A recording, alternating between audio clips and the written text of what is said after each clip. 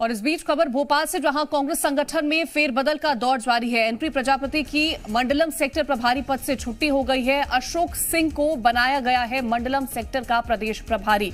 PCC chief Kamal Nath ने नियुक्त किया है। अशोक सिंह पर होगी सेक्टर प्रभारियों की नियुक्ति की बड़ी जिम्मेदारी। तो बदलाव का दौर देखने को मिला है। आपको बता दें कि संगठन में फेरबदल हुआ।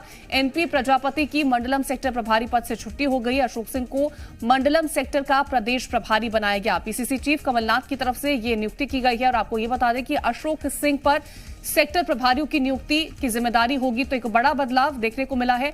प्रमोद हमारे संवाददाता जुड़ गए हैं तमाम जानकारियों के साथ। प्रमोद, एनपी प्रजापति की छुट्टी हो चुकी है और बड़ी जिम्मेदारी मिली है अशोक को। देखिए, दूसरी बार और दूसरे पद से जिम्मेदारी से उन्हें कार्यमुक्त किया गया है। कमलनाथ लगातार देखिए इस तरीके की कार्रवाई कर रहे हैं।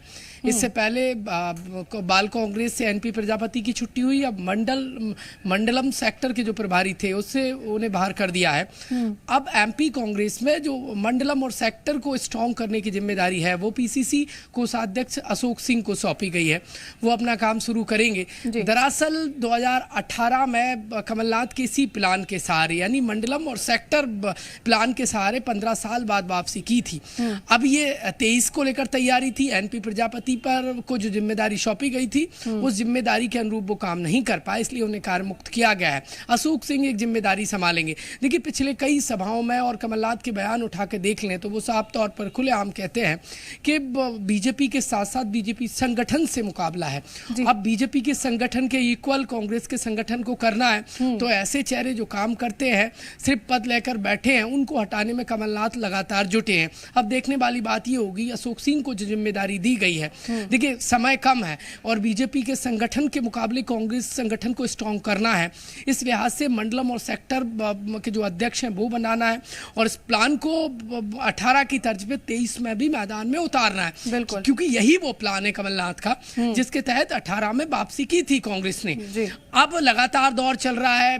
वो नेता जो ठीक से काम नहीं कर पा रहे हैं और कमलनाथ के प्लान को पलीता लगा रहे हैं, उनको हटाया जा रहा है। क्या इस कार्रवाई से काम बनेगा कमलनाथ का और कांग्रेस पार्टी का?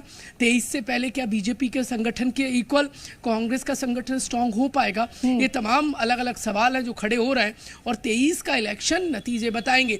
लेकिन कमलनाथ वो सब कर रहे हैं जो 23 की तैयारी के लिए महत्वपूर्ण है। यानी कि साफ तौर पर प्रमोद कह सकते हैं कि कोशिशें जारी हैं कांग्रेस की तरफ से, कमलनाथ की तरफ से, कि किस तरह से संगठन को मजबूत किया जाए और ताकि बीजेपी को चुनौती भरपूर दी जा सके 23 के लिहाज से। बने रहिए और भी जानकारी प्रमोद आपसे लेंगे।